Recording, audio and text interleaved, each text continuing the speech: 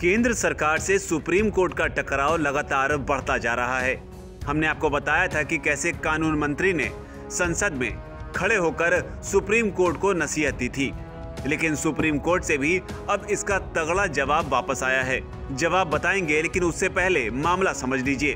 दरअसल कानून मंत्री किरण रिजिजू ने अदालतों में लंबित केसों को लेकर सुप्रीम कोर्ट पर तीखा हमला किया था।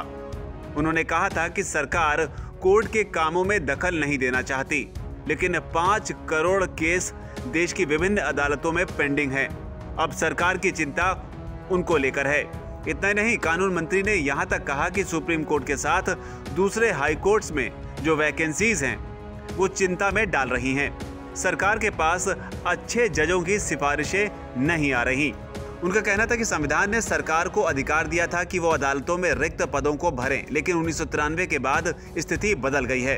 कानून मंत्री ने अदालतों में होने वाली लंबी छुट्टियों पर तीखा तंज कसा।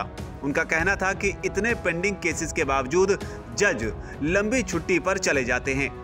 कानून मंत्री यही नहीं रुके, उन्होंने कहा कि सुप्रीम कोर्ट को संवैधानिक मामलों की सुनवाई करनी चाहिए, छोटे मोटे केसों में नहीं पड़ना चाहिए। लेकिन अब मामला ऊपर के लेवल पर जाता हुआ दिखाई पड़ रहा है।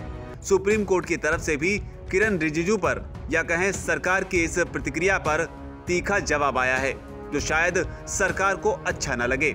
सबसे बड़े जज यानी कि सीजेआई डीवाई चंद्रचूड़ ने सरकार को करारा जवाब दिया है। आसान भाषा में समझाएं तो सीजेआई ने कानून मंत्री के तंजों पर पलटवार किया है। उनका कहना था कि सर्दी की छुट्टियों में कोई भी बेंच काम नहीं करेगी। आपको बता दें, सर्दियों की छुट्टी के दौरान सुप्रीम कोर्ट वेकेशन बेंच का गठन किया करता है, जो गंभीर मामलों की सुनवाई के लिए उपलब्ध होती है।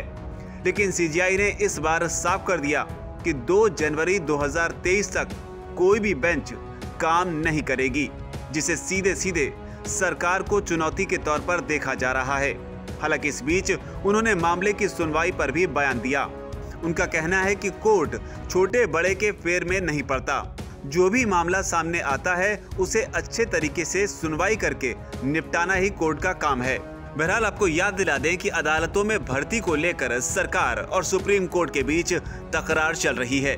अदालत कॉलेजियम की सिफारिशों को ठंडे बस्ते में कई बार डाल देती है। इसे लेकर सुप्रीम कोर्ट ने सरकार को हिदायत भी दी है, और सरकार की ये हिदायत राष्ट्रपति मुर्मू की हिदायतों के बाद आई है। यानी अब सरकार और सर्वोच्च अदालत के बीच ये संग्राम लंबा चलने के आसार हैं।